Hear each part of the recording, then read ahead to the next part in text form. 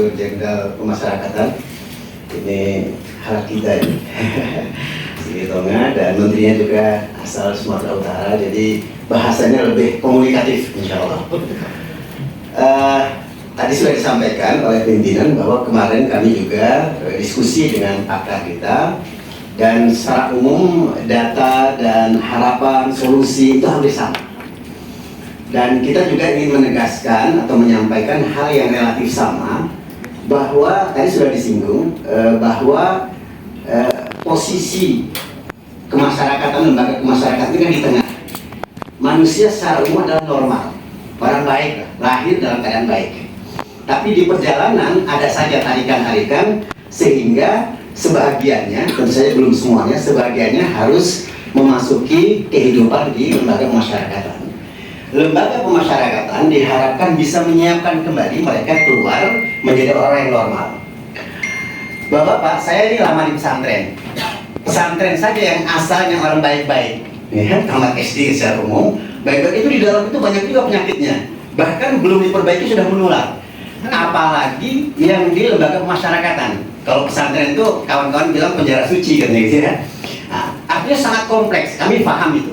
Ya, betapa rumitnya permasalahan-permasalahan yang muncul karena orang-orang yang masuk juga sudah banyak masalah di dalam, bukan penyakitnya sembuh tapi justru menularkan, bahkan sampai jadi bandar dan sebagainya. Yang tadinya jadi korban bisa jadi aktif, jadi pelaku dan sebagainya. Tentu ini tidak lepas dari penataan kita sebagai bangsa. Kita ingin membangun bangsa. Kenapa mereka bisa ke sana? Kemarin seperti kita diskusikan, di beberapa negara justru lembaga pemasyarakatannya itu sepi gitu. Orang ingin masuk ke sana supaya lebih enak, tenang dan sebagainya. Tapi kita apa tadi istilah kita? Overcrowded ya. Kalau kemarin kita sebut over kapasitas, overcrowded sama saja. Nah, ini tentu saja perbaikannya terintegrasi. Ketika kita bicara lembaga pemasyarakatan, meskipun dia adalah proses ujung dari penegakan hukum, tetapi kita ingin, tadi bagus sekali bahwa 50% penghuni lapas kita adalah narkoba. Berarti kita harus kerja ya. Saya kebetulan juga dilibatkan di Satgas Anti Narkoba Sekolah, anak-anak sekolah secara khusus. Nah, ini menarik, saya bilang datanya kita dalami, dan kita kalau seandainya salah satu bagian itu saja bisa kita perbaiki, mudah-mudahan menurun.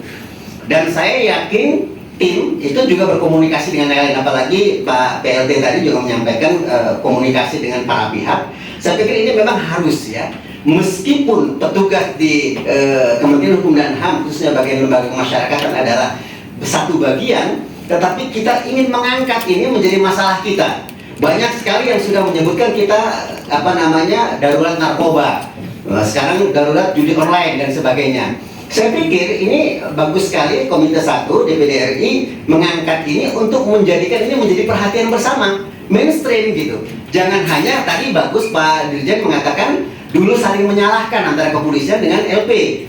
Mestinya diintegrasikan, karena tidak akan bisa kita menyelesaikan masalah dengan saling menyalahkan, tapi bersinergi. Saya pikir itu. Nah, kita harapkan dari diskusi-diskusi ini kita mengangkat masalah ini menjadi mainstream, perhatian bersama.